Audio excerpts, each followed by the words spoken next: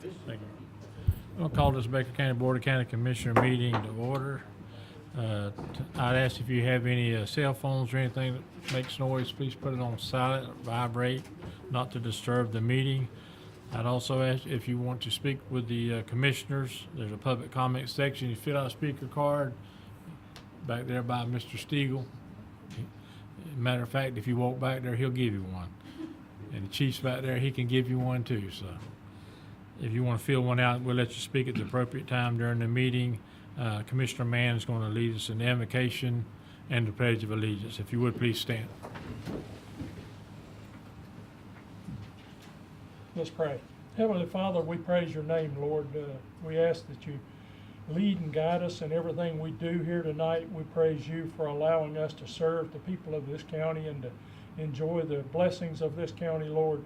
We pray that you watch over us tonight, that you lead our conversations and our thoughts, and that you help us make wise decisions to serve the people of the county. In Christ's name I pray. Amen. I pledge allegiance to the flag of the United States of America and to the republic for which it stands, one nation, under God, indivisible, with liberty and justice for all.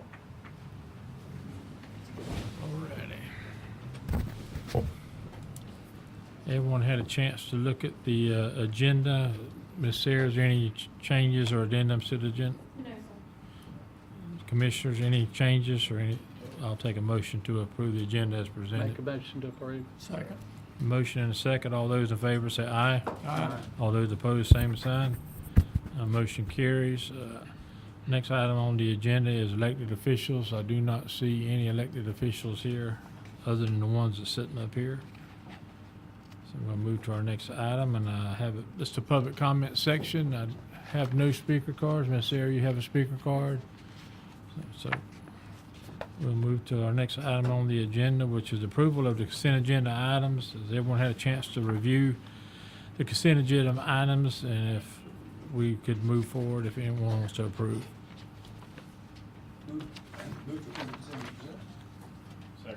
A motion and a second. All those in favor say aye. Aye. All those opposed, same sign. Motion carries. We're moving to our next item on the agenda, which is our new business section. And item number 1 is grant acceptance from Mr. Blanchard.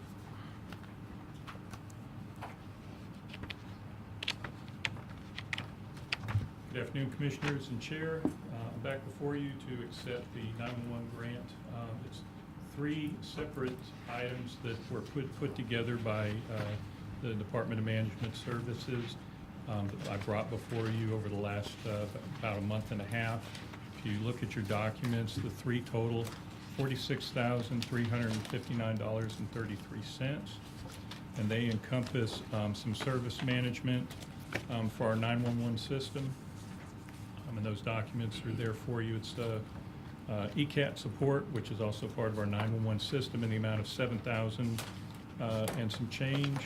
The next one is for an InDigital, which is our Mevo phones and the services for that. That basically is a cellular device, which is if our 911 system goes down, we're able to take those, and anywhere we have cell service, and still keep in contact with our 911 calls that are coming in through that.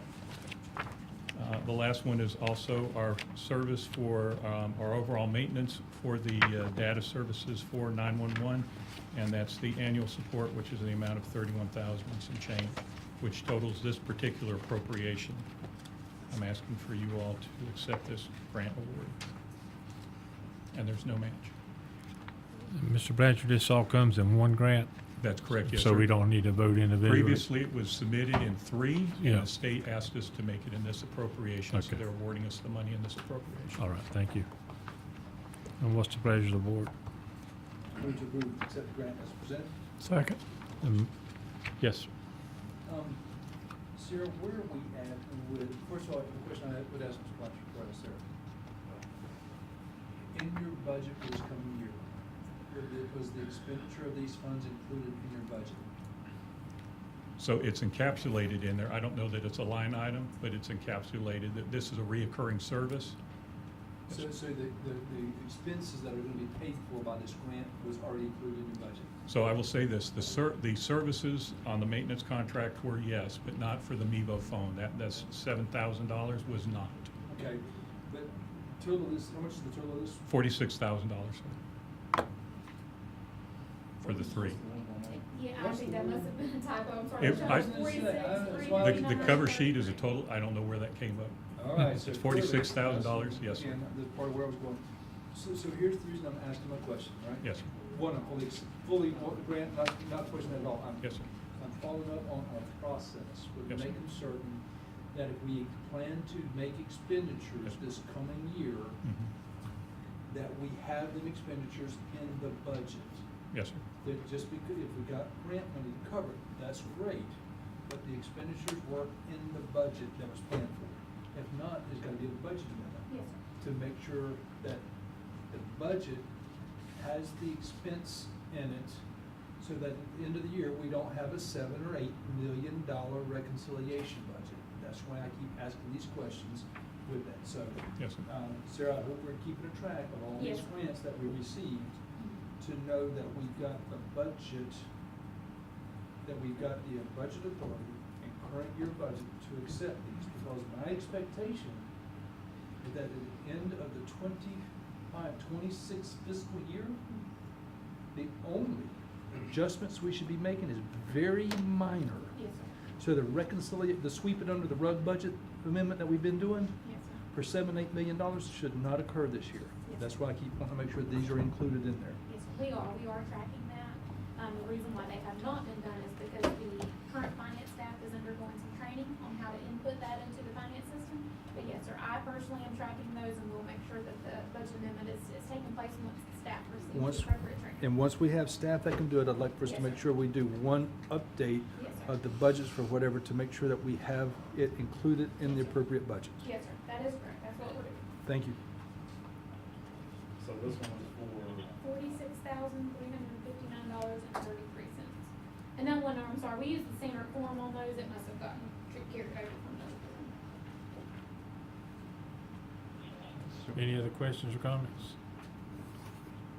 I have a first and a second. All those in favor say aye. Aye. All those opposed, same sign. Motion carries. You're still on board. Item number 2, grant acceptance FDOT Team Drivers Grant. Yes, sir, we applied for this grant earlier in the year, at the beginning of the year, and it's in the amount of $25,000. It covers two things: some overtime for officers to go out there and work traffic violations, targeting specifically the teen drivers. Obviously, it will not just be for teen drivers, it'll be any driving infractions that may take place. $15,000 specifically for that overtime, and then $10,000 in equipment. We're gonna be buying some lasers. Currently, we have radars in most of our cars, but our lasers are extremely old. This will be probably the first purchase of lasers we've done since I've been at the sheriff's office.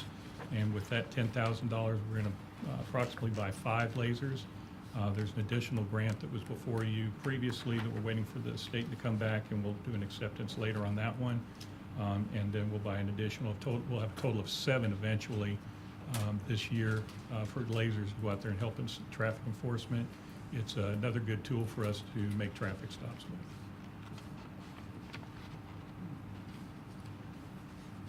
It's 100% FDOT? This is FDOT, yes, sir. 100%? 100% no matches, sir. Move to approve the grant acceptance for the FDOT Team Drivers Program as presented. Motion second. All those in favor say aye. Aye. All those opposed, same sign. Motion carries. Thank you all. Thank you, sir. Item number 3 is our emergency management update. Mr. Schmitz? I see they got you earlier up on the agenda item now, so you shouldn't. Trying not to have any- get me in trouble with you again. Good evening, Commissioners and Chair. I don't have a lot to report tonight, unfortunately. Just to give you a background, I'm being told it has nothing to do with the government shutdown, but 3 out of 4 of the last meetings with FEMA, they have not had the appropriate personnel on the phone calls.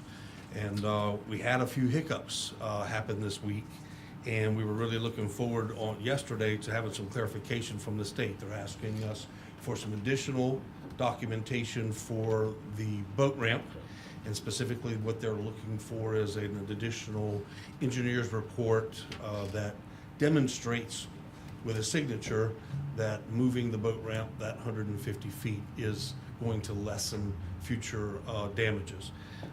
It's our position that we've already submitted that, and there's kind of been a back and forth, and FDEM has been actually on our behalf having some of these preemptive conversations with FEMA, and we're partnering well with FDEM. FEMA's just not being a good player right now. So as a result of those personnel not being there, I don't have significant updates. I will just give you a 30,000-foot view of where we are on the projects. Some of that has slightly changed since the last time I was before you, but it's not significantly. So I'll just basically highlight the ones that have changed. Our completed projects, Cat B with the culverts, which is in the total amount of about $27,599. We are now to EHP review, which is very close to being obligated. So we're expecting some there. Shoals Park RFPs came back, and there was a discrepancy between our professionals in the county and the attorney as far as whether or not we can do that. We have not come up with a plan B yet. We may end up putting that back out for RFP to change to get some specific alignment with where the scopes of work have ended up. With that being said, I hope to have an update further advancing by next week, or the next meeting, I should say. That's it on the FEMA projects that I have. As far as the NFIP CRS, LaDonna and I met with Dwayne from University of South Florida with the assistance and facilitation of FEMA to start taking a look at interns for the county. And I specifically requested three intern positions that would be assisting with the NFIP, with code enforcement and building code enforcement on that side of it, and then additionally for the floodplain administration. Again, as the whole plan is to help to get us up to speed, continue to do some cross-training with our staff, and then hopefully at some point get those folks that have those certifications in a position for the county. As of today, I've had a few conversations, one with Eric from the North Florida Regional Planning Council, and last week with the Department of Commerce, trying to find funding for said interns / hopefully ultimately county staff to do some of that stuff. We're looking to figure out whatever we can to get some funding in here to get some help for our county staff. With that, if you've got any questions, I'd be happy to take them. Yes. I have a question, Mr. Schmitz. I'm not sure.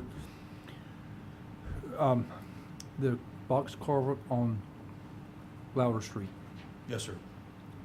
where are we at with that right now? So I sat in on a call with Chris and Sarah yesterday. So again, with that project, the lion's share of that is the county. Because there's such a small percentage that's FEMA, I'm really only there for that mitigation side of it, that the $141,000. Right. So I don't really want to speak too much for Chris and Sarah as far as where they are on that project. I did get 2 calls myself this week that the road's getting worse, which is completely consequential for getting it fixed. But where we are now, we should be just shy of obligation on FEMA for that. We submitted the 406, it's called a 406 mitigation plan. We signed off on that. We're in agreement on the numbers. It's just a matter of going through the last few hoops. But clearly what you're getting approval and the funding for, the amount that's getting approval, 100,000+, whatever that might be, is about 10% of the total cost of the project. And we can't spend that money until we have a bigger project done.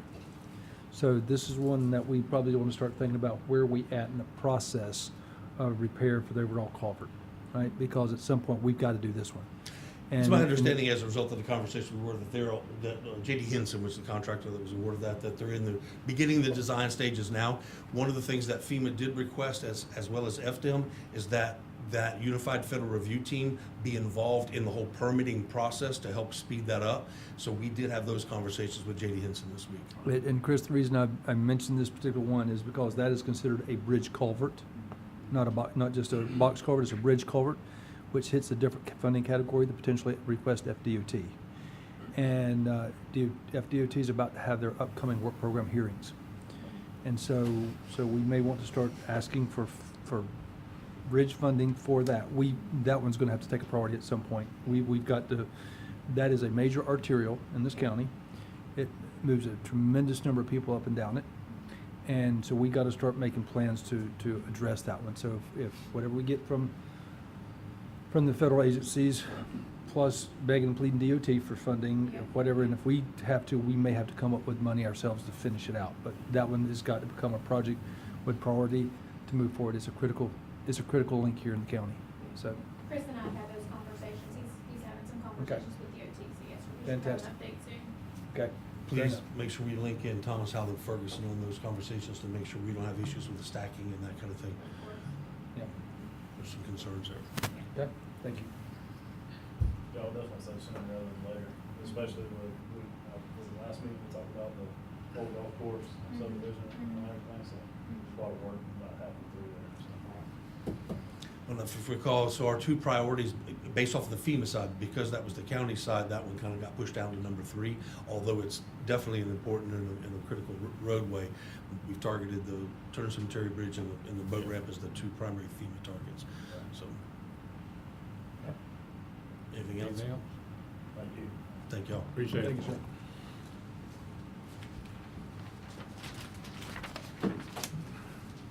Moving down the list, we have grant acceptance firehouse subs.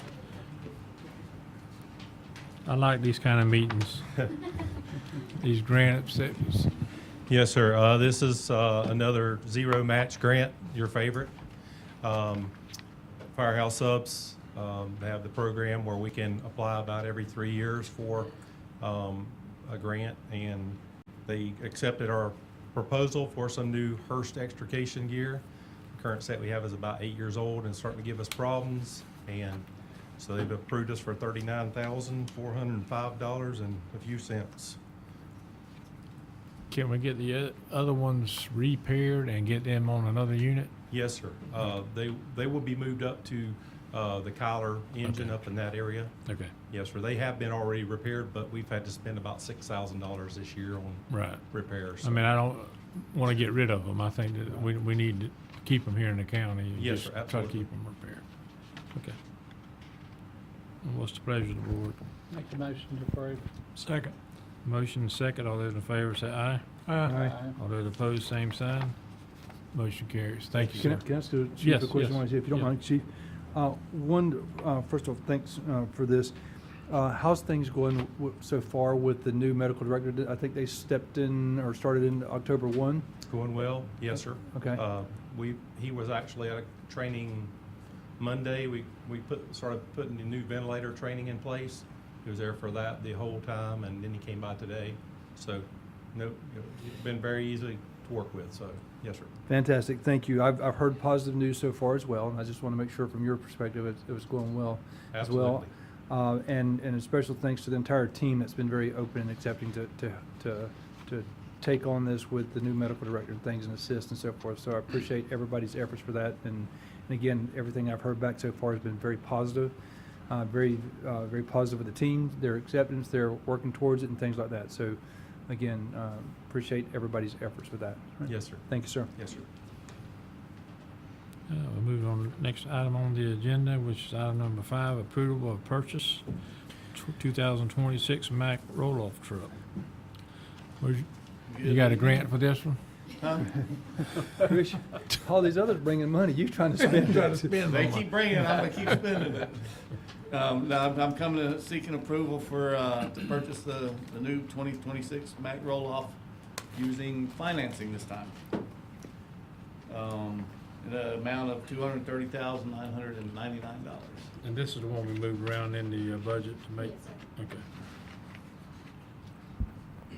So, on this one right here, this allows you to go out for RFPs, right, or RFQs? No, those purchases actually go, they have a state contract for leasing through these pieces of equipment. So this one could go through that next, I think it's Nextran, if I'm not Yes, mistaken. who it's does it. Nextran, Yeah. yes. So it's like how we do our motor graders, they Yeah. actually have some options for that. So yes, sir, this one wouldn't have to seek financing on that part of it. But yes, it is budgeted for the lease payment. Yes. Okay. And what's the lead time on this, Chris, which is why we're Well, starting this actually, so early? Normally, it's 12 months or so, but they're saying we might have it in 90 days, Awesome, as soon okay. as we place the order. Depends on where we fall in the order placement, but yeah, they're saying possibly within 90 days. Okay. Pretty good. Okay. Mhm. What's the pleasure of the board? Second. Motion second. All those in favor say aye. Aye. All those opposed, same sign. Motion carries. Thank you, sir. Thank you. Item number 6, the RIF grant extension. Ms. Sarah? Yes, sir. Thank you, Mr. Chairman. So what's presented before you all tonight is a Rural Infrastructure Fund grant extension. This was for the extension of Enterprise East Boulevard. This was in relation to Project Icebox that we talked about some time ago. It would extend the road, the pavement, natural gas lines, and all the utilities basically through there. So that contract does end December 2026.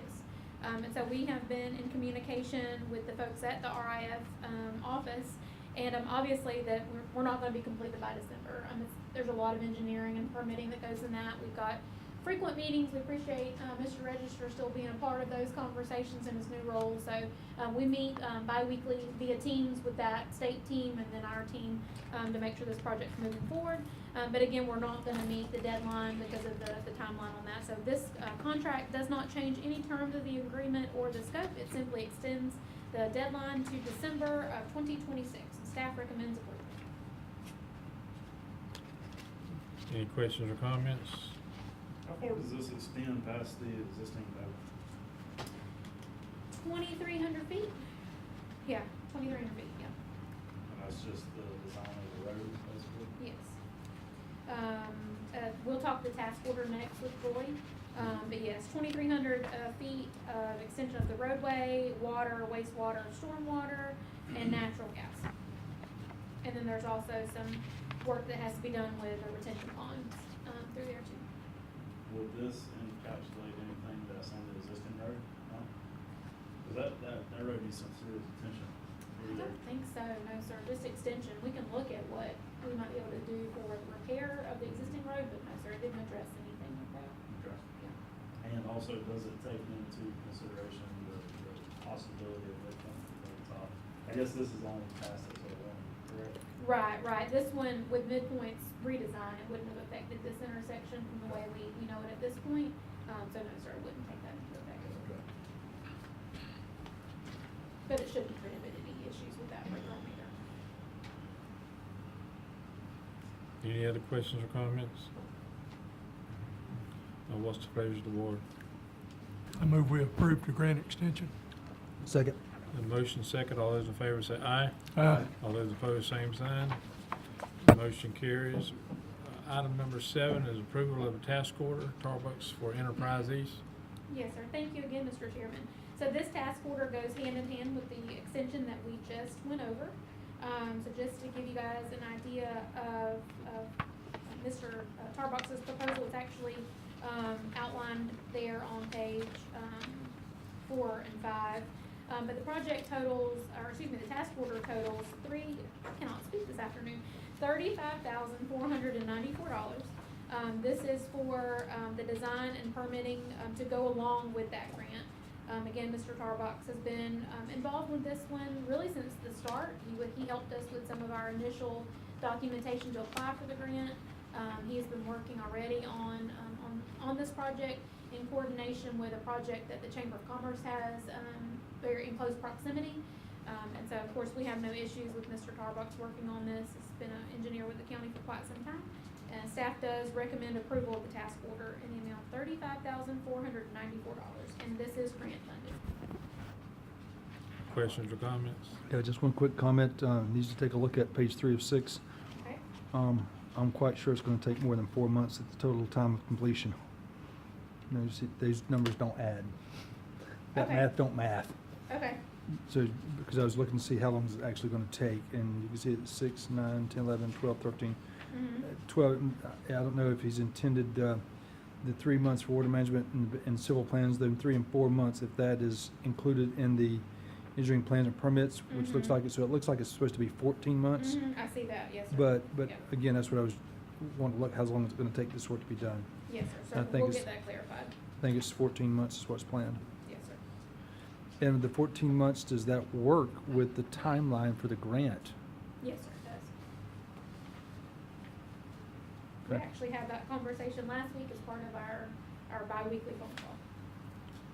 Okay, thank you. On the improvements right here, it says, on number one, it says conversion of the existing water pit into a master stormwater management facility Yes, to service development land within the above referenced properties. Is that the one that's directly north of the DC? yes, sir. Or is that the one that's further in? Directly north. Large one that runs very They close to just the dug, roadway. they just dug a huge one not too long ago. I don't know if it was done that far. No, sir, not that one. Okay. Any other questions or comments? What's the pleasure of the board? Move to approve the task work order for Tarbox for Enterprise East as presented. Second. Motion and a second. All those in favor say aye. Aye. All those opposed, same sign. Motion carries. We'll move to our next item on the agenda, which is our prior business. We have one more under new business, Mr. Chairman. Building Number official eight. contract. Lord have mercy, I'm gonna skip out there with Brian. That's okay, we don't need him anymore. Item number 8, sorry, fiscal year 25-26 building official contract. Thank you, Mr. Chairman. So this annual contract with Mr. Hickenbotham has been pretty routine over the last few years. There are no changes to any of his services. This simply just extends this contract to another year through September 30th, 2026. The only change to this contract was an increase in his fee. It was a 3% increase that we discussed during the budget proposals. So that has been properly accounted for. Total is $137,917. Again, this doesn't change the scope or his office hours or any of the services that Mr. Hickenbotham has provided, just a simple 3% raise for him. I'd be happy to answer any questions if there are any. Questions? I have another question, and this may be a Rich question. Rich, on these type of contracts, is it typical, normal for the clerk to have to sign on these? Is there a reason why the clerk has to sign these documents? So normally when you have employment contracts, a lot of them, you'll have 2 witnesses. So governments have the ability to use an official to attest to it. Honestly, some of my municipal clients, the city manager actually is the attestation. So I just think because by constitution, by statute, the clerk is the ex officio clerk to the board, we've always used the clerk as the person that has your attestation. But again, some other places also will use a deputy clerk or whoever routinely comes to the meetings in order to make sure that So- documents are signed efficiently. So when it says attest, what does that really mean? Just like a witness. So it's somebody who's certified, sworn to take oaths, who has a relationship to the board. Sometimes it's a board secretary or something like that. Well, the reason I ask, and again, is if she's attesting, the clerk's made it very clear she's not coming to this board, she's not coming before this commission. These documents are typically signed here at the commission meeting, not in front of her, so I'm not sure how she's attesting that that's the actual signature. So that's why I'm asking, are we sure we in good compliance if she's attesting when she's not here? I think we are. I mean, somebody can attest that they know what the signature looks like. And again, a deputy clerk can also be someone that does that. Okay. I would say that's really more in the clerk's role as to if she feels uncomfortable doing that, then she should designate somebody else. Well, I don't disagree. I'm just simply making sure we understand that we are not agreeing to contracts and having somebody attest to it that's physically not here watching to see what's happening and taking place. That's because you're signing as if I'm witnessing, make sure it's kind of like almost notarized to a certain degree, and I just was trying to figure out, are we still good with these, so.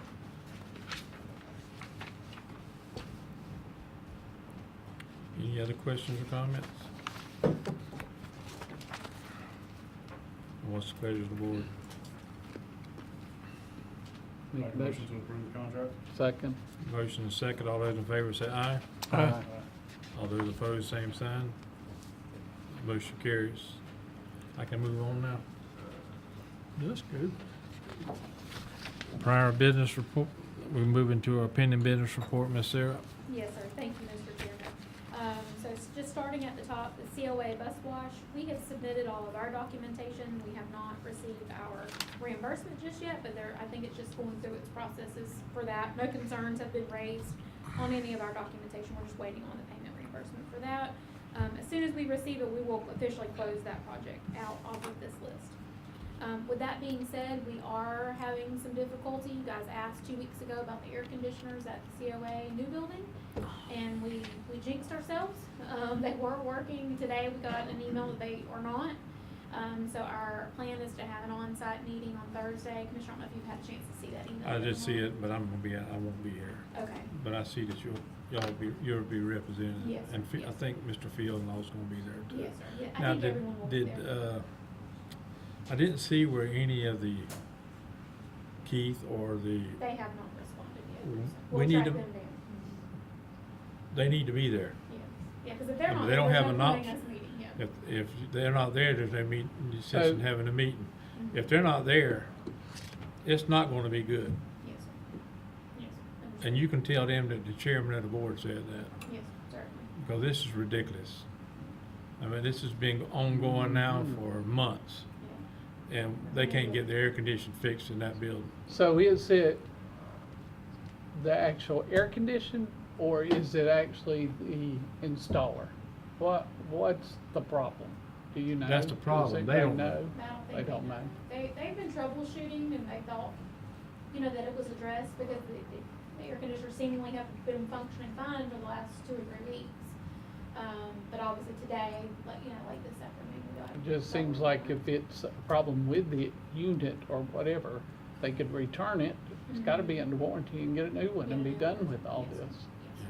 And that's part of what we need to talk about. You know, we need to all be in the room together. It's, you know, over the phone, not everyone's involved, or Yeah. email, you know, things get lost in translation. So I requested an on-site meeting for this week. So we'll certainly make sure that KPC is there. I wanna be aware, know who's gonna be in attendance. Certainly. I'll give you, probably a text tomorrow, just let you know. Because I've watched it just to see, and I hadn't seen when none of them's even responded to the email. No, sir, they have. That's it this afternoon. Did they get it fixed? Have they showed up? I haven't seen anything on that neither. No, sir. They've called Chris directly, maybe. I'm not sure. But we will find out. Well, it's unacceptable to this board for this to be continuing on the way it is. We've had no problem with this contractors. Right. He's done many projects with us, Right, and I like him, right. but this is unacceptable. If he can't fix it, we need to hire somebody to come in and fix it, and he can pay for it. Yes, sir. But it will be fixed. Yes, sir. Have we paid him everything, or do we have retainage? No, No, we Uh, haven't. we have, I'm sure. No, I think there was a small amount of retainage that was still, actually, no, I think, no. There ain't no retainage. It's been No, we have paid. not, because we had to close out all that to submit Right. reimbursement to the state, yes, sir, so it's been It paid. So has to he's be fully operating under paid. warranty work right now, yes, sir. Moving on down in our list, so the St. Mary's Cove boat ramp, phase 1 and phase 2. So phase 1, I had a great conversation with, our contract managers with FWC, actually this morning. That contract is, set to expire, unfortunately, in December. And so we have demonstrated that beyond our control, obviously, we're not at construction, you know, yet on the boat ramp. They're aware of all of our hurdles with FEMA, and they agreed this afternoon to give us a 2.5-year extension on that contract as well. And so that should be on your next agenda. They're satisfied with the work that we've done so far, and that we've demonstrated that we are actively moving forward, that most of our hurdles have been beyond our control and not, you know, the county causing those. So they are working on that amendment. You guys should see that hopefully at your next commission meeting to be able to extend phase 1 for us to allow that construction to be completed. Phase 2 actually is with the same deadline, December of this year, but we were actually on target to meet that deadline. Mr. Robin, that was here a couple weeks back with Northward Professional Services, he is very, very close to some final sets of plans to present to you all. So we're not worried about the deadline approaching on that one. We'll be able to meet that one without any issues. And so we continue to work through both of those. Moving on down the list, again, St. Mary Shoals Park, if anyone is interested in being our camp host, we are actively seeking, applications for that. Kyler Fire Station, again, that's just a placeholder as we continue to move through, whatever the future looks like on getting people there. Until that mobile home is purchased, that project is still just holding a place on our pending business report. NAB Sports Complex, I honestly have not had any movement on that. I know our contractors have been pretty busy, but we've got to get gearing up on that one because we've got to get some work done before the new Little League season starts this upcoming year. So that one is high on my list actually to get some movement, some traction on that one before our next meeting. Again, we're kind of at the mercy of our volunteers' schedules, and they've been pretty busy this time of year, so we're going to try to nail that down a little better. Courthouse generator, again, the contractor has done a lot of the prep work that they can do. They're really just sitting on go, waiting for that contract or the generator equipment itself to actually arrive. All of the conduit has been run. If you look actually back here in our rear parking lot, you'll see where they've been making some accommodations with that. And working with FPL to make sure that all of those nuances before the generator get here are taken care of, so that when the generator arrives, there won't be any issues with that. Sanderson Center actually was able to get a second quote on that work in the last couple of days. Unfortunately, it does need 3, so we're still working on that. Mr. Moore and I have been in conversations about who that third vendor needs to be and who we might be able to get a good response back from. So I was really satisfied with the second quote that we received for that. So again, we're just waiting on that third quote to make sure that we're following county's procurement policy on that before work can But start. if we don't have a third bid by next meeting, we Yes, need sir. to go ahead and move forward with the Certainly. project. Okay, This board can make a decision to move forward with 2 bids. okay, we can do that. We don't need to keep dragging this thing on because we can't get people to bid. Yes, sir. Yes, sir. Amen. We can certainly do that. And last but not least is the community development permitting software. LaDonna, is there any major updates since your last? No, really the same as last. We've started some of that training and, Do we have a schedule of when we're going to have the training and when it's going to be implemented? So the staff is already undergoing some training. You guys had training one day so last week also. Yeah. we've started some of the training, the initial training for us to just get used to the system itself. Right now, they are still working with Clint and IT about,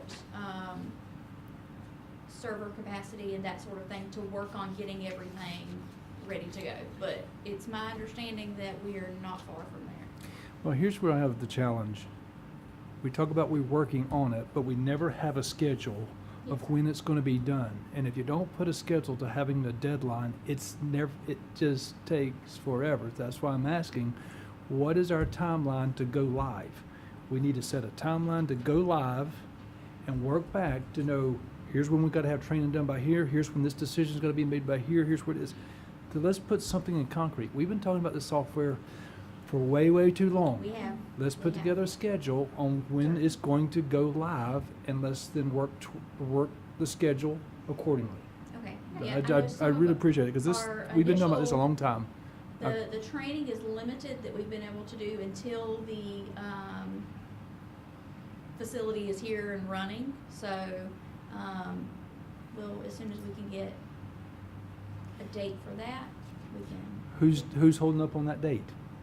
ADG would be the one ADG, on that date. yes. Yeah. Yes. So let's, Yes, sir. we have a contract with them to get the software implemented or whatever. Yes, sir. I really appreciate, I'm not being critical of you folks, I no, appreciate I trying to get understand. there, I'm just like, Yeah. at what point do we keep working towards it versus accomplishing it? Yes, So sir. that's what I'm asking, okay? Certainly. We will express that to ADG and get a firm, scheduled timeline from them. Unless there are any other questions, Mr. Chairman, that is the pending business report. Any other questions for Sarah? Item number 2, expense report over 5,000. Any questions from Sarah on that? Any updates on our American Rescue Plan Phase 1 and 2, Ms. Sarah? No, sir, no changes. Fiscal year 23-24 audit, I know there are some updates on that, because I've been seeing emails flying around, so let's hear the update on that. So I've got 2 updates. I'll just read from the bottom. Got an update on September 30th. That would, let's see. So we wanted to provide an update in the spirit of our communication. After reviewing the new trial balance that we received, we have developed questions regarding the receivable balances. We have been in close contact with the clerk's office about these questions. We have a Teams call scheduled with the clerk and Emil on Friday to work through the audit while screen sharing. In the meantime, we will be moving forward with other areas of the audit, such as capital assets, payables, and preliminary single audit procedures. We can begin working on other areas as the budget, such as the budget, allowance for doubtful accounts, transfers, once we have responses from our outstanding requests. That was on September 30th. Now, if I look at the latest email, the latest one was on 10/3. So, hello team, we hope that you're all heading into a refreshing weekend. We have another update for everyone. We want to ensure everyone has the most recent information. We received responses to some of our tasks throughout the week, but we're still at a stopping point for those higher priority areas: receivables, interfund transfers, and budget. The meeting between us and the clerk's office regarding the audit inquiries is now scheduled for Monday at 11. Per our conversations with Emil and Stacy, we are all expecting movement in those areas next week. So that meeting should have took place yesterday. I don't have an update, anything from this week, but they are continuing to press forward with it. I'm looking at the date. You know, we said the 17th was when we were shooting for having it finished. The Not- 17th of October? Yeah, 17th of October. I know November 17th is when we will start receiving sanctions. Is that correct from JLAC? Yes. So right now, we're pressing. I would say we're shooting for the end of the month at this point, because I don't see it hitting by the 17th. So that's where we're at right now. And the emails we're getting from, I know we're in response, we're getting responses to JLAC, and they're talking, and I see, the issue I'm having is, I know that you sent an email to JLAC to change the email on the clerk to their new email, because they don't have the county email anymore, which I have no problem with. But the problem is, now that she's not receiving the emails, is what I'm gathering from it. What's the deal with that? I think maybe there's just a mass amount of emails that are coming through, and maybe it was just overlooked, but her email address appears to be correct to me. I don't see any issues with that. Well, that's what I was looking at, unless I'm blind, which I am half blind, I can't really see. When I looked at it, it looks like we're all on there, because I'm getting the same email. Yes. But I got, the response was, didn't receive the email because of the email address. I shared some information to clarify that, and I think that, like I said, I think there's massive amount of emails that are coming through because of staffing changes, and I think that it may just not have been realized that it was correct, but the issue with the jail, they have to correct the address. And we're just- receiving them correctly. I just wanted to make sure that we got the same, right email address, because what I seen we did, but the response was we did. So the sheriff's office and everybody else is done. Is that correct? He didn't give us a percent. I don't have an this time. update or a percent on that. I know I spoke with Mr. Cox, who was working for the sheriff's office on theirs, and they had submitted all their requests back at that point. I think the only thing that was outstanding was the county clerk and the sheriff's office. So if they submitted everything, I think the clerk had really submitted all her items, but the county is still what was lacking because the trial balance wasn't correct. So who's doing that? Who needs to do that to get it done? I mean, CKH is working on that right now. The clerk's office is supposed to do it. Well, She's I consulted know it that. out to a contractor that's doing it. It is the clerk's responsibility to put all this information together. And that's why you may be, I appreciate the focus on the email. I have a much bigger perspective on this whole issue of why we are now pushing once again for it not getting done. And I have a bigger problem when the clerk's not even here to address the audit that her office is responsible for. We're having to get updates ourselves from the auditor because the clerk's not here to do it. And it is her office's responsibility. We cannot lose sight of whose office is responsible for doing this, and it's clearly the clerk's responsibility. I'm clearly uncomfortable approaching November 17th deadline. This just ridiculous? It's just incomprehensible to me that we're here again approaching the deadline. I hope that the end of October is a good, and we beat the deadline. But this cycle's got to break somehow. We can't continue like this. I don't foresee it continuing. Hopefully at this point they get everything tied together and wrapped up and kind of start a clean slate going forward. So we're optimistic going forward from this point. They can wrap it up. And the mill with CKH has been working hard on it, and we can get it tidied up and sent on. We all appreciate your efforts and keeping us informed on where we are, but it is frustrating. My confidence level, I appreciate Mr. Marbley's efforts and things, but my confidence level is very, very low on whether it's going to be completed on time. That's just my personal one. As much as they're trying to work on it, I guess I don't have that level of confidence with where we're at.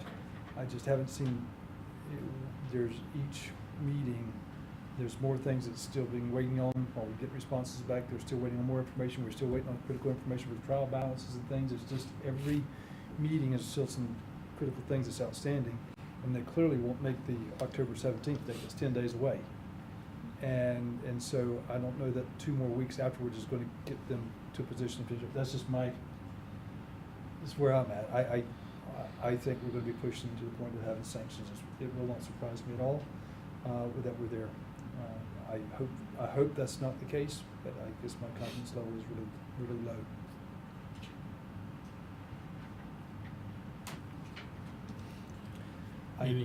I did have one other thing, and I don't want to get them sidetracked on anything else, for heaven's sakes.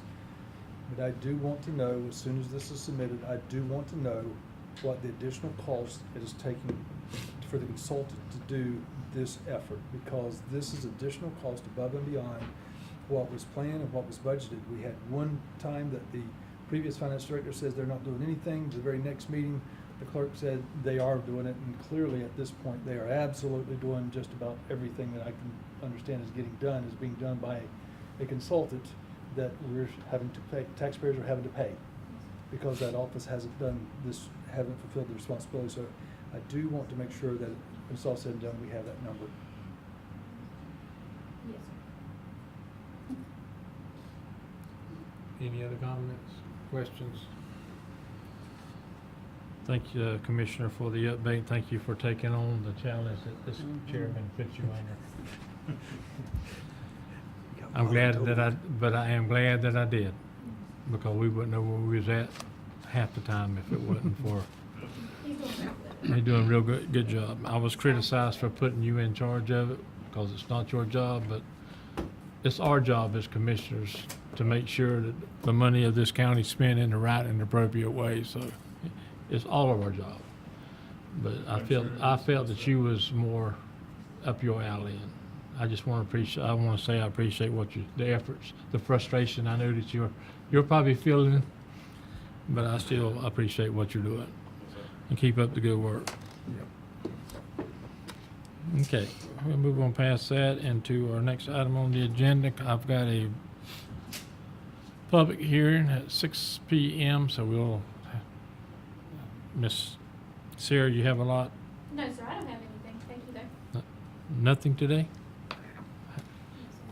County Attorney? Nothing, sir, thank you. Commissioner comments? I'll start with Commissioner Hartley. I have nothing. Commissioner Mann? I do want to touch base on a couple of things. Thanks for helping us push forward on the Sanderson Community Center. We need to get that off zero and get it moving. The school traffic cameras are in and working. I'd like to get some idea of what kind of funding that is creating. We agreed to an $80,000 commitment to fund the officer to do that system, and then they need funds after that I would like us to designate where those funds go, have them set aside in a separate account, and use those for public service, maybe Parks and Recreation, if the board was willing to do that. But I'd like to see us be proactive and designate that funds before we get to that point of getting the funds and then deciding what we're gonna do with them. So I like the idea of putting them into Parks and Recreation, just because it's, shows the public that that money is returning to them. It's not just a finance grab by the county or by the sheriff's office or anybody like that. The money goes back into the public. So I'd like us to look at that in the future and decide where those funds go before, if we exceed the $80,000, where those excess funds go. That's all I got. I thought when the board approved this initiative, that there was some like annual report that they were gonna provide to the board. So that might, I don't know how close we are to coming up on that. Maybe that'll answer some of those questions. We've requested it to be a monthly report actually from the sheriff's office, and they're working on that for us. Actually had a conversation again this afternoon, so they were putting that data together for us to be able to share with you all. And certainly Commissioner Mann and I had conversations about what we just spoke to you all about, and we're working on a schedule for you guys to come up with some discussions for that. Anything else, Commissioner? That's all I got. Commissioner Ben? Yeah, just one thing I want to follow up on. The Regional Council, Northeast Florida Regional Council, approved its budget, and there was a huge outstanding item to the last minute, and that was the city of Jacksonville had cut their funding to the Regional Council, which is about $390,000. Huge impact to the Regional Council. However, at the last minute, the last public hearing of the City Council, they restored the funding. So the Northeast Florida Regional Council is fully funded this year. We'll continue to focus on the funding over the next year to try to make sure that it is preserved for next year, that we're not in the same predicament, because that would have been a huge impact to the Regional Council and the services they provide. You know, they give us a little handout here at one of the previous meetings, and it shows that we get about $100 for every dollar we provide to them. I think we pay about $11,000 for the services we get. We get a tremendous amount of services for that. Now, Jacksonville was about a 3-to-1 return on investment, so it's still a really good deal for them. But it was a huge lift, reaching out to city council members and things to get them to restore those fundings. Big shout out to Mayor Lynch from the town of Baldwin, who was huge and instrumental in pushing to get that done. But it is really a big deal. It impacts us because we rely on the regional council. They've got certain staff there, and you take a $400,000 hit at their budget, and that would have been huge. So, again, that's good news that was added back in there. And that's it for me, Commissioner. Commissioner? Yeah, Commissioner Mann and I have a New River Public Library meeting on Thursday and a New River Solid Waste meeting on Thursday as well. Thursday I believe we'll be interviewing for the director position for the library. So I'll be able to provide an update next meeting on how that went. But other than that, I think we're good. Okay. Commissioner, the chairman will reserve his comments till after the public hearing. I'm going to take a 5-minute recess before we start the vote.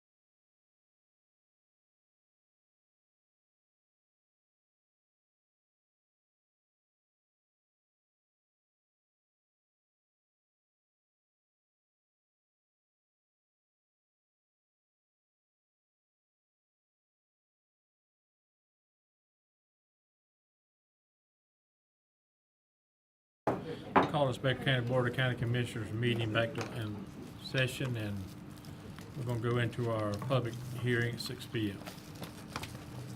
Mr. Don, what you have for us today? Alrighty, so I only have, I have 2 items for you guys this evening, but they are companion items, so if it's okay with you, we will, discuss them at the same time. Yes, ma'am. These are first hearings. They are first hearing, with a request to transmit to Florida Commerce. Okay. So these applications, you actually, heard these, a couple of weeks ago.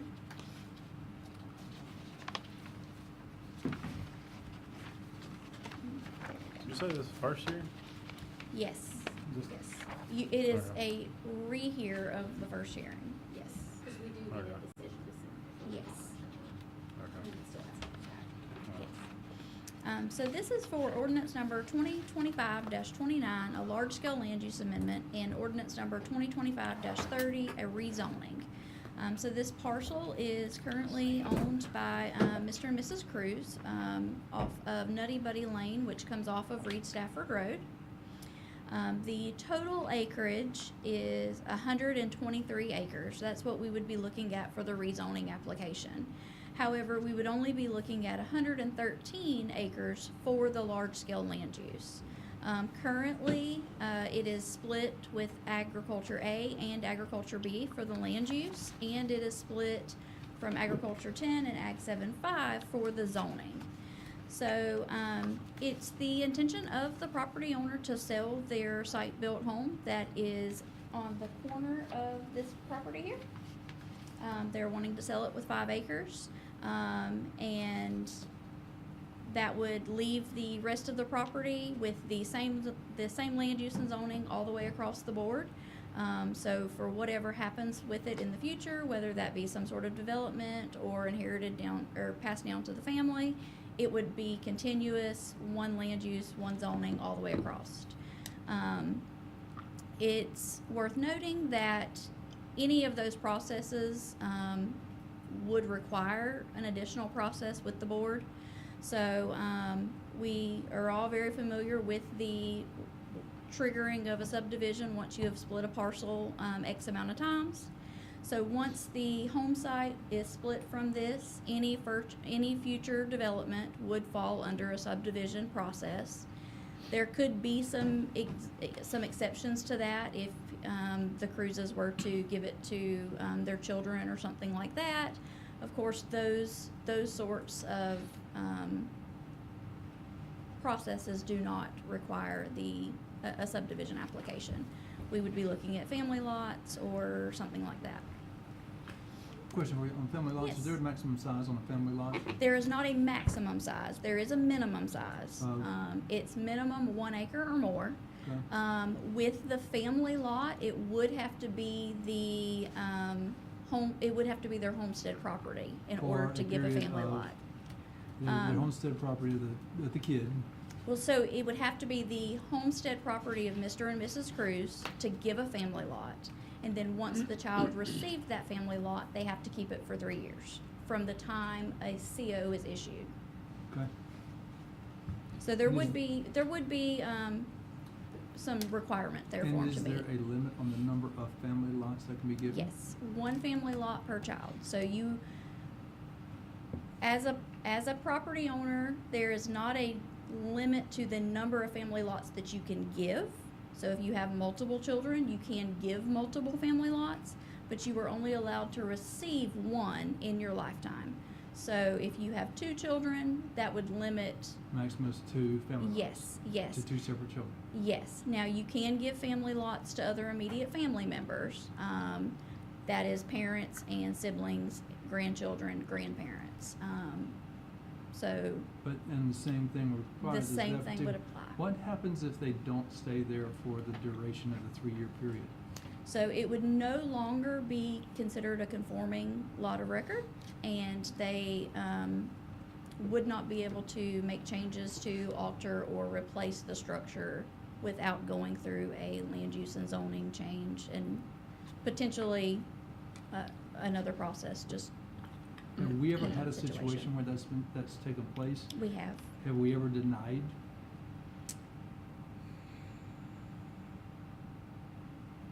off the top of my head. That's not I'm not sure, I don't recall us ever denying one.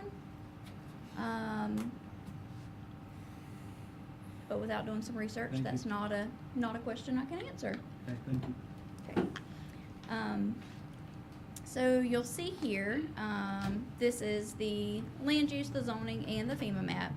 So the reason that you see an acreage discrepancy between the land use application and the zoning application is when the land use and zoning was put forward in this area, they stopped at section lines, and they stopped land use at one section line, and they stopped zoning at another section line. So you'll see this here is the only place that there's Ag 10.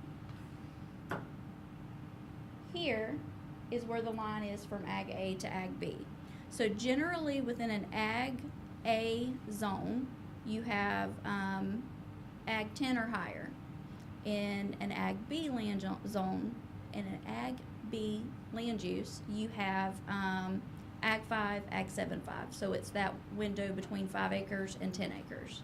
And then the Ag A is essentially what's higher than that. So this purple line that is here should match this zoning line here, or vice versa.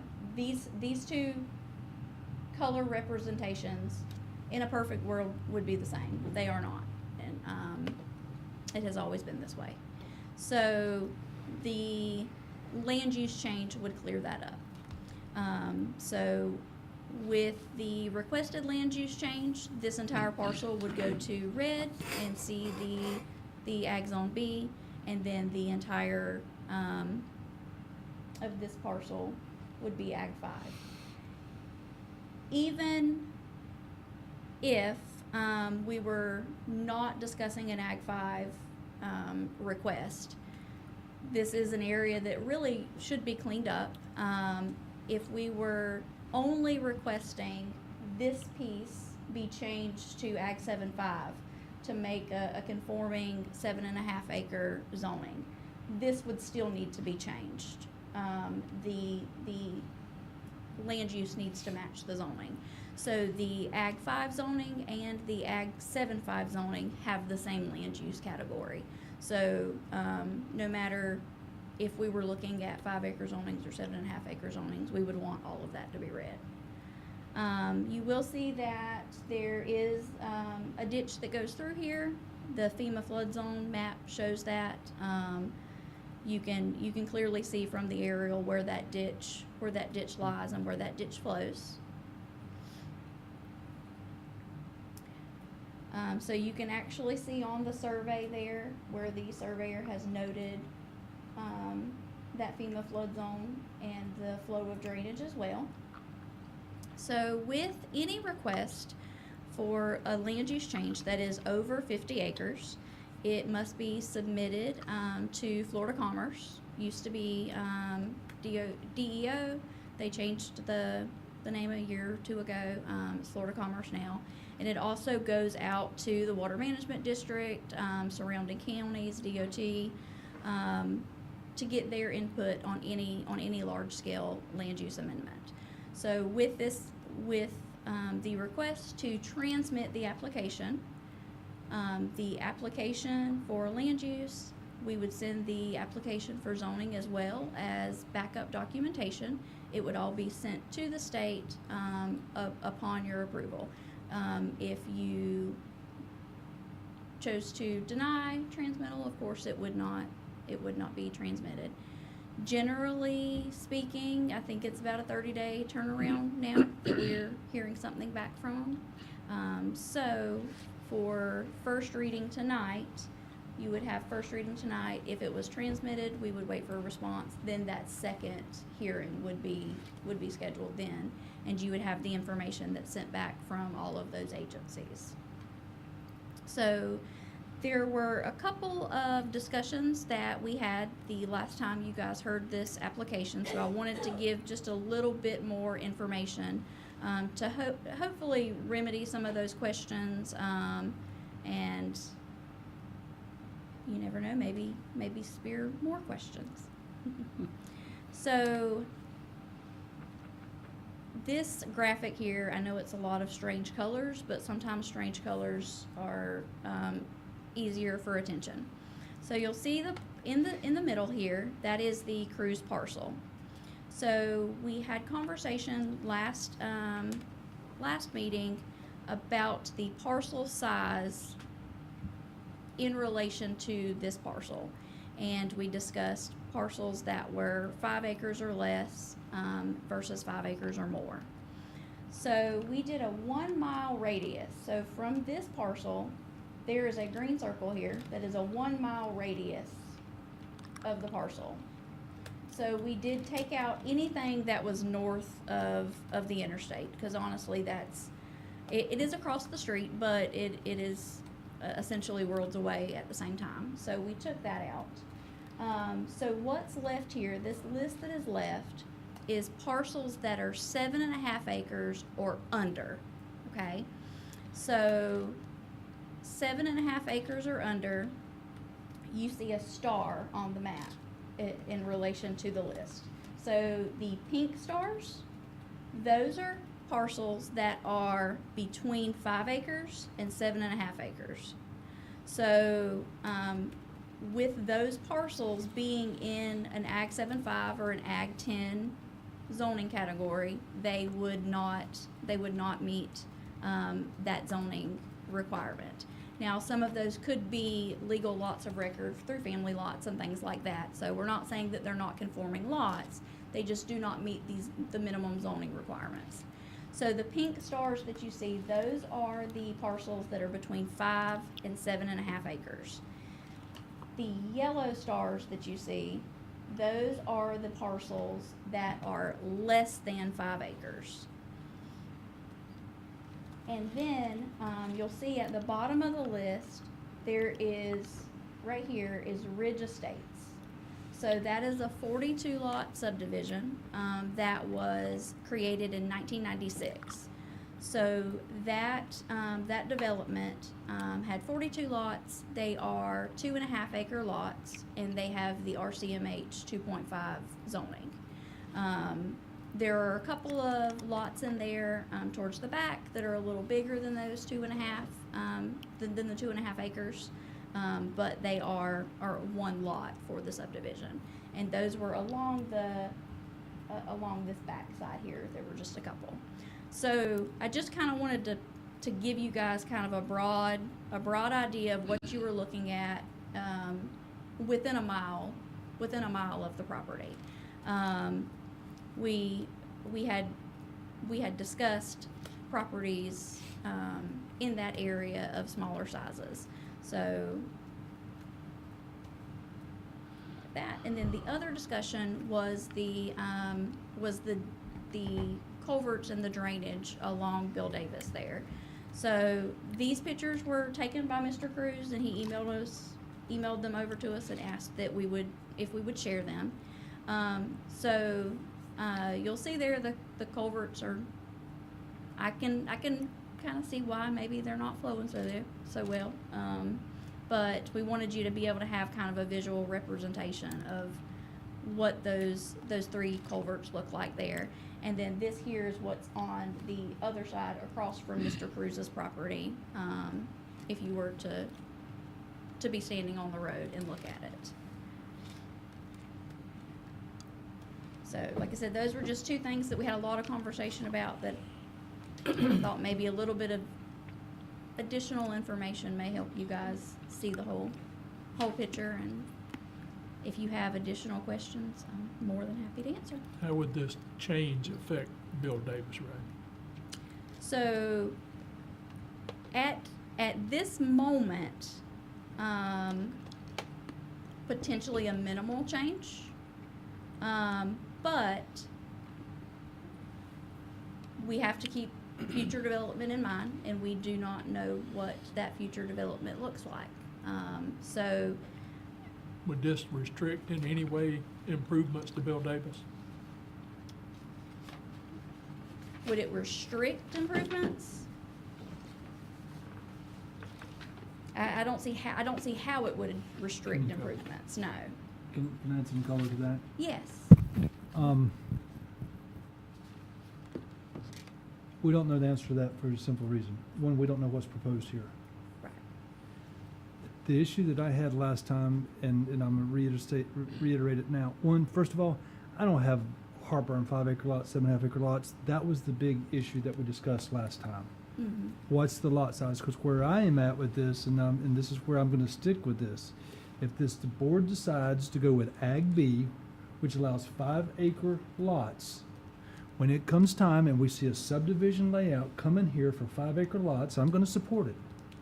If we're going to, if the board agrees to approve Ag B, which is 5-acre lots, then we need to be prepared to approve a subdivision on 5 acres. That subdivision will then dictate access points on Bill Davis, on Reed's, or Reed's Tavern. Reed's It's not even- Tavern. It'll Mhm. dictate all that with the subdivision out, which we haven't seen.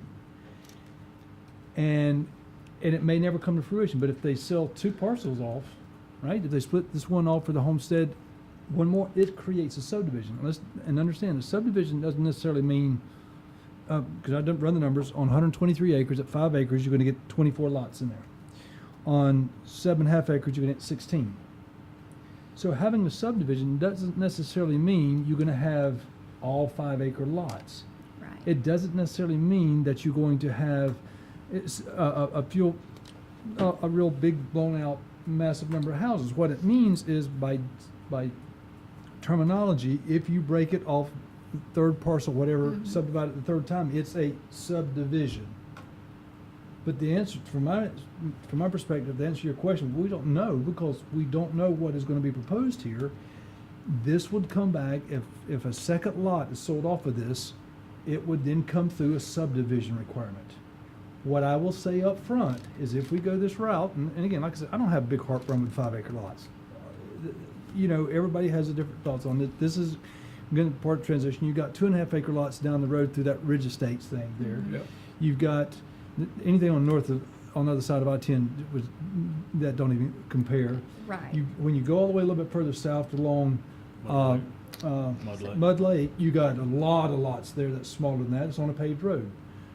But if it comes back before this board as a subdivision, I will tell you now, I am not gonna be in agreeance to any type of exemptions or anything else for HOA, for the roads to be maintained internally and all that, because this is not connecting to a paved road.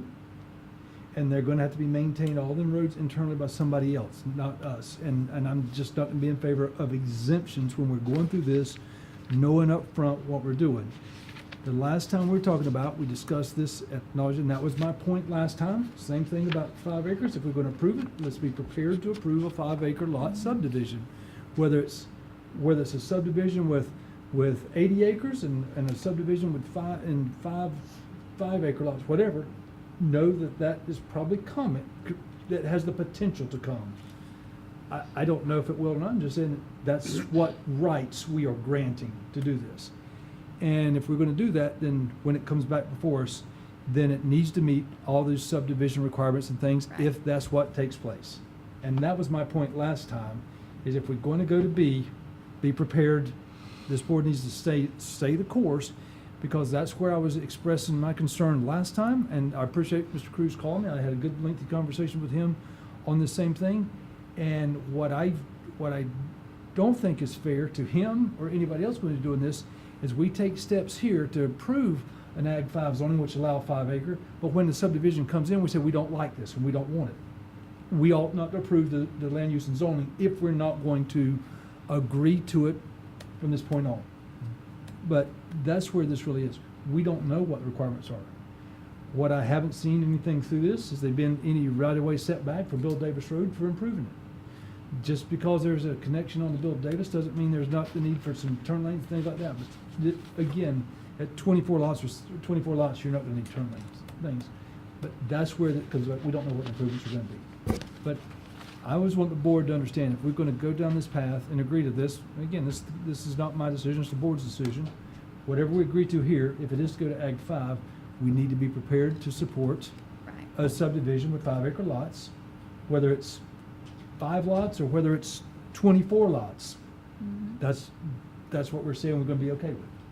The same way As when long we're as it looking at any meets other the zoning, yeah. requirements that we put forth. When we look at the plan, we don't know what the plan is now.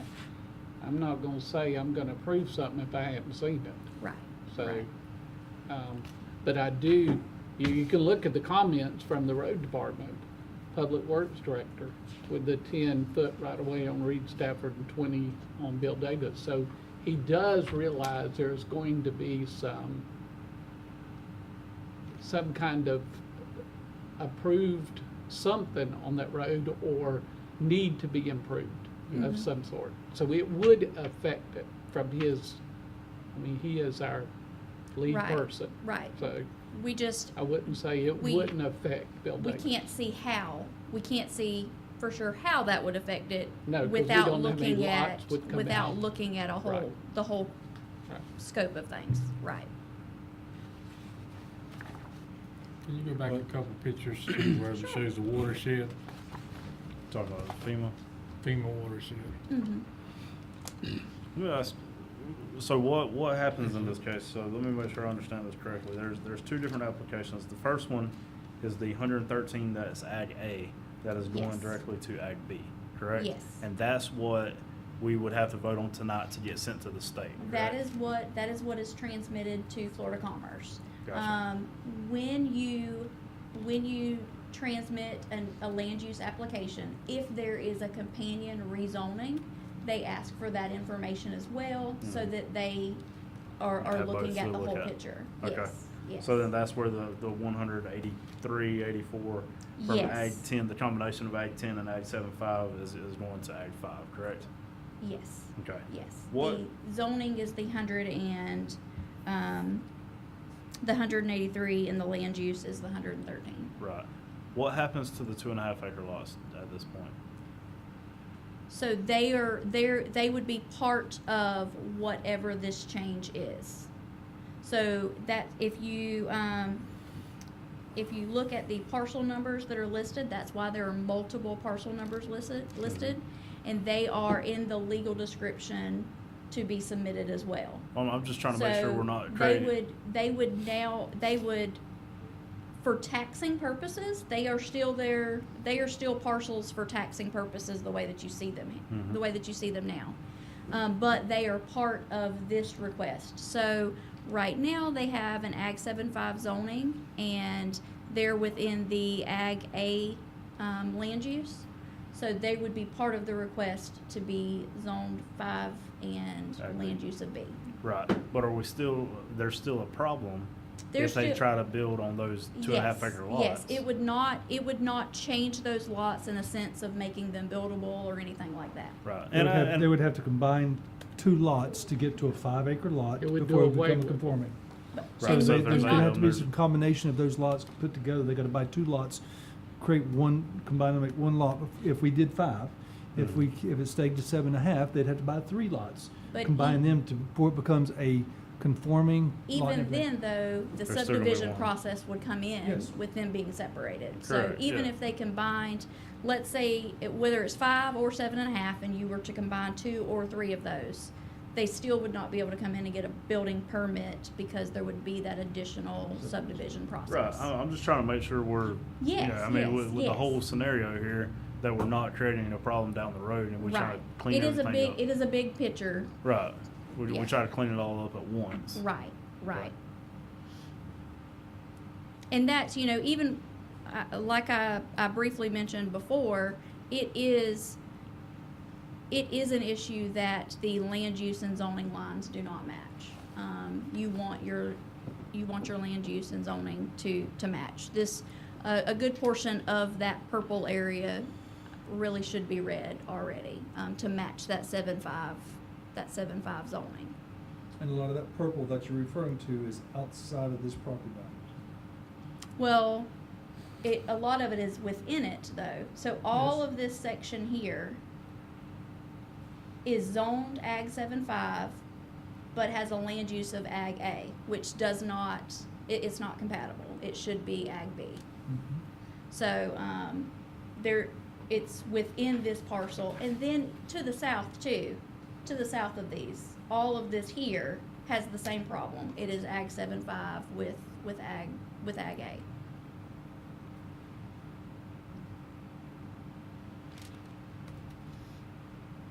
I understand and agree what Commissioner Bennett is saying about future subdivision, 5-acre lots.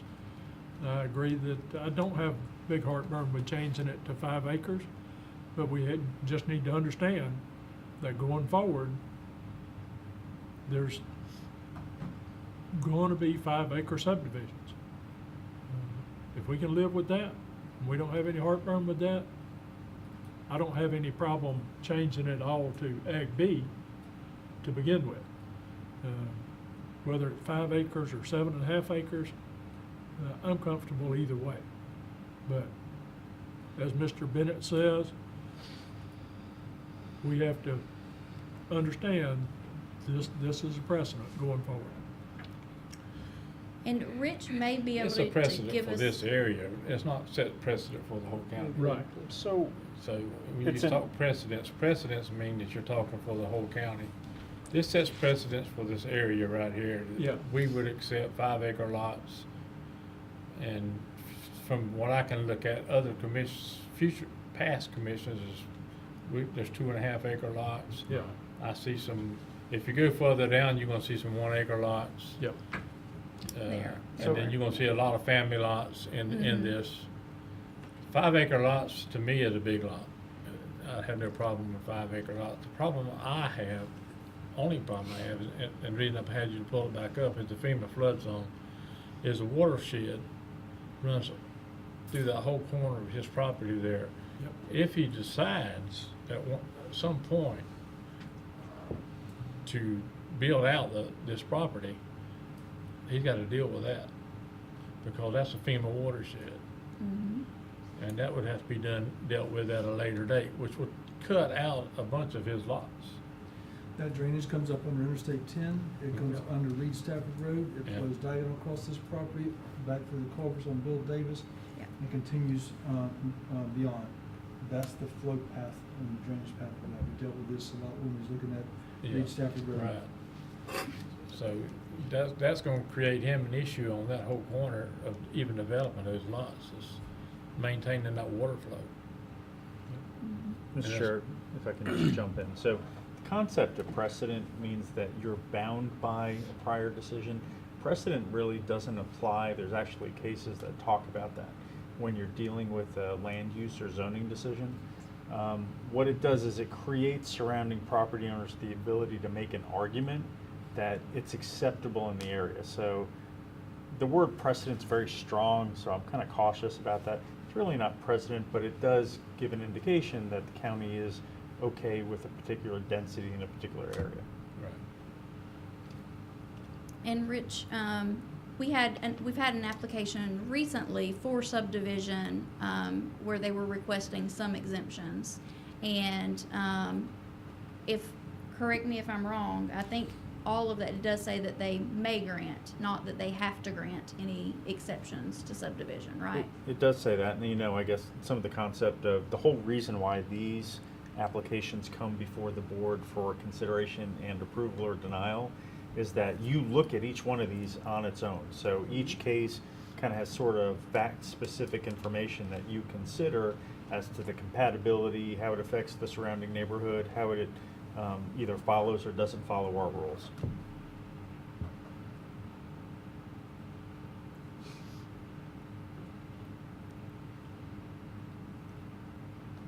So Don, is there any action that we take? This is the first hearing. Do we don't actually vote on So anything? So or your do we? action tonight would be, to support the transmittal to Florida Commerce, or, You should take a motion. So the motion is to transmit to Florida Commerce, and then Florida Commerce, I believe they have 30 days. I think it's 30 days now. Yeah. 30 days to reply as to whether or not, and they go through other state agencies. I think the Army Corps of Engineers also given a copy of the proposed ordinance. And if there's any comments, comes back. that also is not binding on you. Those are just things they want you to consider when you make a final decision to adopt or deny. So it goes to the state, and then it comes back to us for the second hearing at that Yes. point, right? So what happens is we normally put the Right. zoning on hold until the transmittal comes back, and then we rematch them up for the final approval. But Okay. we show that zoning application throughout the process so that, Correct. especially in a situation like this, where that land use category could support 5 or 7.5, you want to see what that end request is gonna be, you know, in the beginning. So what was the purpose of the last meeting? So, the last meeting, we had the same thing before us. Yes. We had discussions about this whole issue. If we approve it, transmittal then we need to stick to 5-acre lots when the Right. subdivision comes in. We had a number of discussions about that, and we pretty much agreed if we went to 7.5 acres, there would be no question about where we would support it. Well, we suggested to the applicant that this board may look at it more favorably if it was 7.5 acre, and the applicant agreed. And that was how we left it, and so it's gonna come back and relook at it, come back. And since that time, the applicant has not agreed to, he wants to remain with the 5-acre request. And so that comes back, and since we didn't take action last time, that's why it's back before us now as another Yeah. first hearing. Okay, Is okay. because what we tentatively talked about at the last meeting, we said the board would look very favorable at 7.5. It was not fully comfortable with 5. It's come back to, Gotcha. did not change. Okay. Well, and to make an amendment in the application mid-meeting, the dilemma that we have for public transparency is the public was put on notice that this was gonna be to Ag 5, not to 7.5. So that's why our recommendation was, let's bring it back so that if anybody wants to speak either in favor or against, or contact Right. Ladonna ahead of time, Mhm. that they have that opportunity to do so. So that's why it's the same Gotcha, thing gotcha. That we had last time. So at that point, it goes before it goes before the state, it comes back. At that point, would we have the discussion about the right of ways at that point? You can make any sort of recommendation or comments now. Process, if that ever came Yeah. correct? Okay. You can provide that feedback now. Or you can have some, you can do it at final adoption. It just can't, correct me if I'm wrong, can't be a condition of, right? For Be- straight because it's a zoning. Yeah, straight zoning cannot be conditioned. If there was gonna be, what you hear is conditional zoning, that's really, when you'd use a planned unit development, because that's when somebody's seeking a variance or something different than what's outlined in the code. Mhm. And that variance is where then you can, essentially negotiate with the applicant as to what conditions you think are appropriate for that parcel or Right. parcel. So that would more than likely be at the subdivision process if that came before us. You can talk about it as part of this process and make those recommendations known. You couldn't actually condition it until Yeah. part of the Yeah, subdivision. if there were specific recommendations, or specific things that you guys wanted to see prior to any future development, it, Well, let's be careful though. So our code has a list of things that are required for subdivisions. yeah, So if an applicant just follows the letter of your code as to what those requirements are, then honestly, it doesn't come to you. But if there's something that they want a variance or waiver from, that's when those requests come to you for consideration. So if they don't, for example, the most common one that usually comes to us is our subdivision requirements require paving of a road or paving of the interior roads. A lot of people don't want to pave roads, so they'll come in and essentially they bargain with the board and they'll ask, could we just do millings, or can we do slag, or can Sure. we do 20-foot for the roads instead of 22 or 24?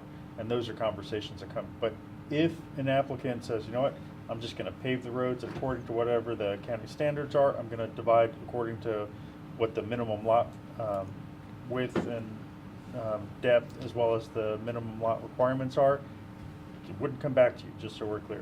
But unless I'm mistaken, Rich, and maybe, I don't know, and our county code requires the roads to be paved in the subdivision, and it requires it to connect to a paved road. That's correct. yes. So as such, irregardless of what they're proposing with this, This should come back. it's going to come back before this board. Right. Because even if they said, I will pave all the roads internal to my subdivision, it still doesn't meet the requirements. They would have to say, I'm Unless they paving agree all to the roads inside pave my the county subdivision, road. and I'm gonna pave the county Right. road all the way till it connects to a county road. Mm-hmm. Well, nobody can afford to do that. We can't afford to pave roads, right? Those are gonna be $1 million some miles. expensive homes if they do So that. all I'm saying is, in this particular case, because of the location, if there's a subdivision, it's going to have to come back to this board one way or the other, because there's no way they can meet the requirements without coming to us. Right, right. So we will see it again. Unless it stays as one big line.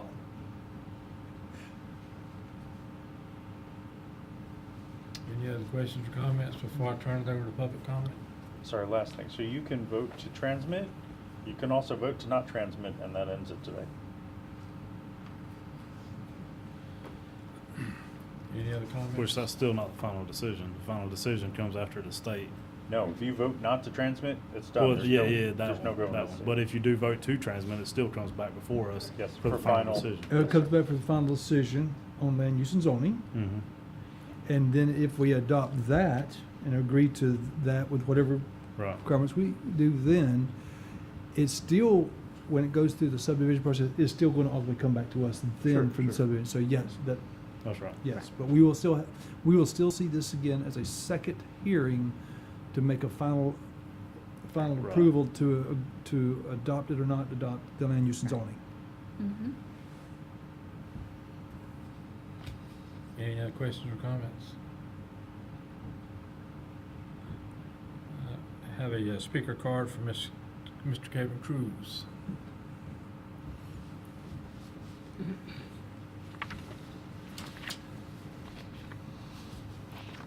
My name's Kelvin Cruz. I'm 7600 Nutty Buddy Circle, Glen St. Mary, Florida. I learned a lot about this process that I didn't know nothing about. Between 5 and 7, 5B and 7.5, 5B, I can't find a whole lot of difference in it. The only reason that I'm doing this is to keep my family from having to deal with it when I'm gone. That's number one. Number two, I don't have no intentions or no plans of building a subdivision. I understand what Mr. Bennett says about three splits. I've dealt with that. This is something I've dealt with quite a bit in the last 10 years.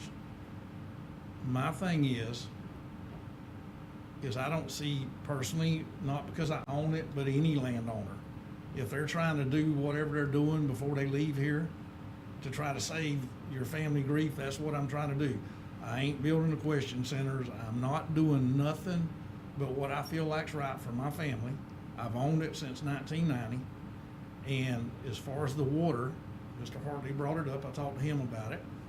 The problem with Bill Davis Road is everything south of me comes to where the top of the hill, that we call it the Les Griffiths track, which is the Kirkland track on the left now, all of that water sheds to the left, which puts all that water on me, along with three fish ponds. And a piece of earth, no matter what size it is, can only take so much water. When you get to the end of the road, which is what Mr. Anderson was talking about, that has got to be dealt with in a big way. But me and Mr. Bennett talked about this years ago, but when we was giving the road up and back and forth, what we're gonna do with them pipes. Because what happens is, if you go out there and look, on my side, I'm higher than the Kirklands. The Kirkland's got a ditch, and I just looked at it today, that's at least 5 foot deep. And what happened is the Kirklands went to the top of the crown of the hill, which is, I got double gates on both sides, and we kinda done that where they could, trucks get in and out, buses, whatever, cows get out, we can get them back in. So they built on the top of the hill, and they just put the pipe in the ground and built a bulkhead. Well, the gentleman that was in here before, the water is really backing up in his yard about 4 inches every time it rains, because you got one road that the Kirkland's built straight in to the south of the main homestead that Mr. Kirkland and them lived in, and there's a flat there, and that water comes there, and then it just can't go nowhere. It can't go over the hump on the Kirkland side, because they put 2 pipes in. I heard you talking about pipes the other night on another piece, that putting multiple pipes in causes problems. Well, when they built that bulkhead, when the road grader gets there, he's gotta come up, and that's it. That's all he can do. If those 2 pipes were lowered, that one 300-foot section there was cut down, you got plenty of depth on the other side of it. That'd transfer 50% of that water off of me coming out of that flat, which is down at end. Because there's about 2.5 acres on the corner of Bill Davis and Reed Stafford that the county and myself is gonna have to deal with when that road's paved. That's just as simple as it can be. It could surveyed out for 15 foot right now, or whatever they come out there and done, that I give the deed to. That don't mean that you ain't gonna need more there. And by transferring and messing with that corner, that's a delicate piece there, because you got all the water coming from the other side of the interstate through Hells Bay, and there's gonna be a tremendous amount of water coming through there.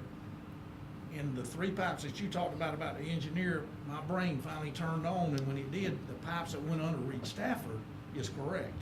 The pipes under Bill Davis can't take that water, because you got all the water being transferred up on the south end over onto my side instead of running down both ditches. Easy fix, get with the county. Once you go out there and look at it, it comes right to you. But going down that piece on the east side, those beavers is in there, they got that blocked up. And that water's never stood in my field, and I've been there since 1993 or 4. Of course, it wasn't cleared at that time, but for the last 25 years, the last 3 or 4 years is all that water stood in that field is because of the beavers. And then where the solar power plant's at, they beavers down there that the county's consistently tearing out because it's pushed it back over the road. And I have seen that water come all the way across that road again since I've been there. Where are we talking about in that corner where you were just speaking about, Mr. Anderson? I mean, I know that that's coming. You know, whoever messes with it, whatever development happens there in the future, that's going to have to be done. But for now, it's an easy fix for me, because I have no intentions of going nowhere. All I want to do is fix mainly them 12 lots. That you brought it up, Mr. Mobley, about the lots. Those lots go away. They just get added to, or whatever we add to them, because those lots are killing me tax-wise. And I've done what someone told me in the county, which is in the past, and I want to fix that and fix it all, because I didn't know how messed up it was till me and Miss LaDonna found it by what we were dealing with. But all I'm asking y'all to do is just consider what I'm doing, and I'm not trying to come in here and overspeak or overtalk anyone. I'm just trying to fix something I've been dealing with for 3 years. And I appreciate y'all's time. Thanks, sir.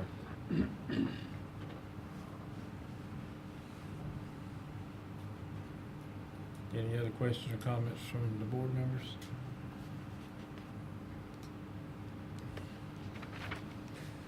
I make a motion that we move to transmit ordinance 2025-29, large-scale land use amendment, as well as ordinance 2025-30, the companion rezoning. Make a motion that we transmit those to the state and the appropriate agencies for further review. Second. Have a motion? And the motion only needs to be to transmit the future land use map. The rezoning accompanies it, but there's no legal requirement. I correct my motion, or I amend or correct my motion to only refer to the large-scale land use. I'll second or whatever he said. You second whatever he says. Informational purposes only. That's what we're gonna put on those attachments. Any other comments? All those in favor say aye. Aye.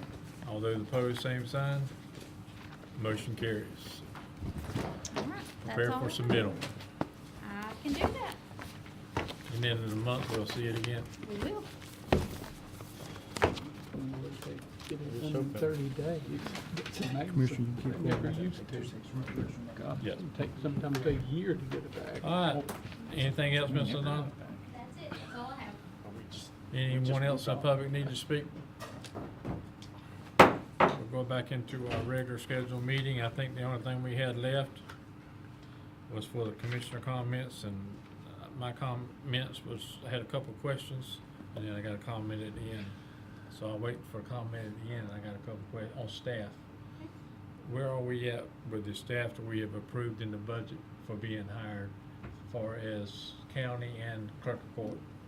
So we have interviews this week for finance director. That will be on Thursday. And then once we complete that process, we are taking applications for the assistant director. We have not scheduled those interviews yet. We wanted to focus on the finance director first, so we're very close to scheduling those within the next week or so as well on interviews.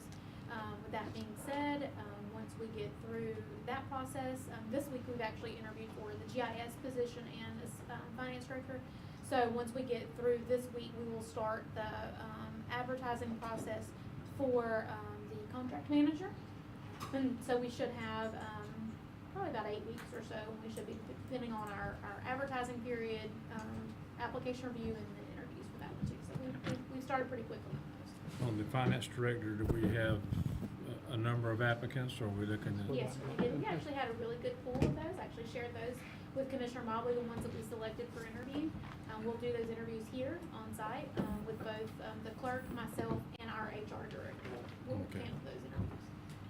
And then you say the GIS we're doing this week? Yes, sir. We actually have 8 applicants. that 8 we're interviewing applicants for for that, and then you're still accepting applications for, accepting applications for assistant director, and then within the next 2 weeks, we'll be accepting applications for the contract manager. okay, and then Mi- animal control. We are going through a re-advertising process for that director. We held interviews, we did not have an applicant that we wanted to move forward with, so we're still looking for a director on that one. Okay, let's We're see. fully staffed except for the replacement of Ms. Georgia Montgomery. Okay, Chairman, I thank do have one question you. No, since you you brought missed up your about. time. You You missed your brought up time. this stuff, so it's your fault. I can't understand why we don't have a commissioner in the interview process. For the finance director? Yes. Well, I think we have should. not had that process for quite some time, like after Mr. Commando's recommendation on the interview process.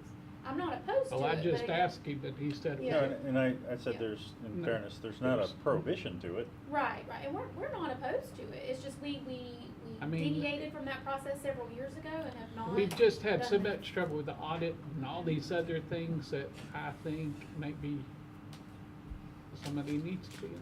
And Commissioner Mobley has too much time on his hands. Yeah, and I was hoping Commissioner Mobley would be the one, but he doesn't have to be, it could be the chairman or whoever he designates.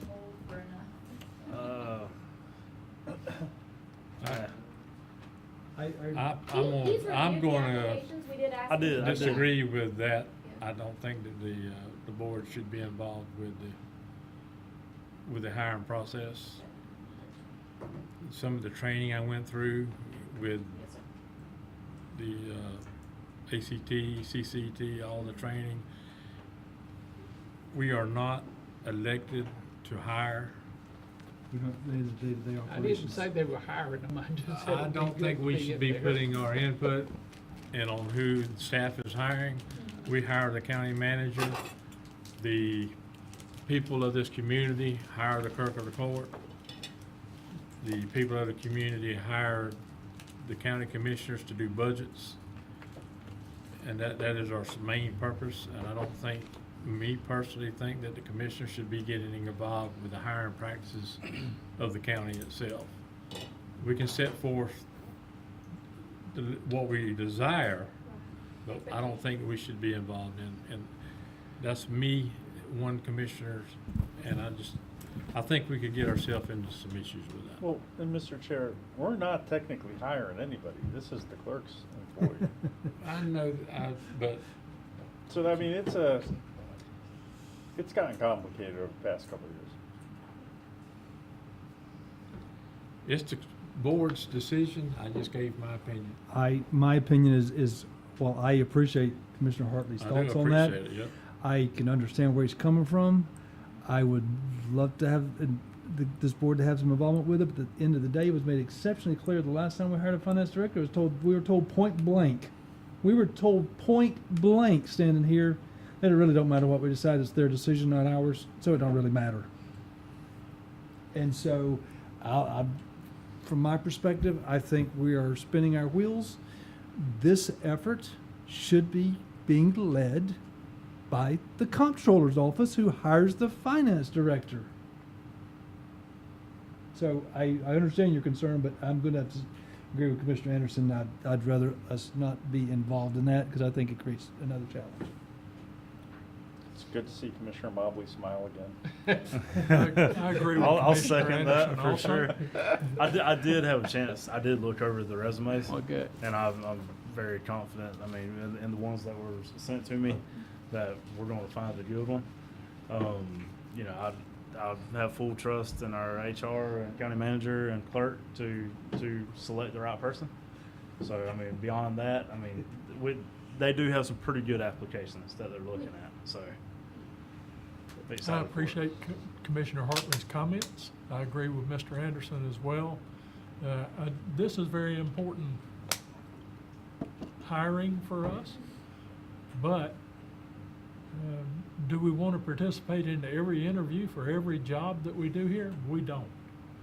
And I think it would set us on a course that we don't. Yeah, I don't like that precedent word. But- And I'm real busy Thursday, so. That was a very PC way to say that. There we go. So I think you have 4 out of the 5, it says.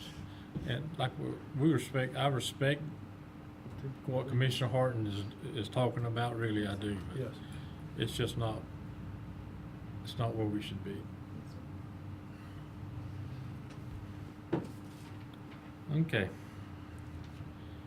I triggered something and shot you down right in the middle of it at the same time, didn't I, brother? What are friends for? The other comment I had, and I wanted to wait till Commissioner Bennett get back, we elected a new chairman to the Northeast Florida Regional Council, so Baker County is going to be well represented by the Regional Council.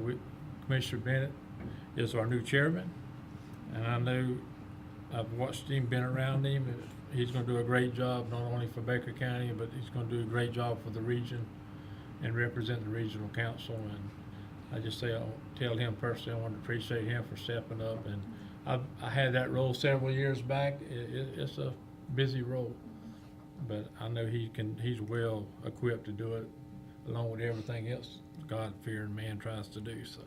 Appreciate that, Commissioner. But we appreciate you, and I know you're gonna be a great leader at the regional council. Appreciate that. And with that, I have nothing else. Anything else? Usually when you get up like that, you got something to say. No. I'll take a motion to adjourn. So moved.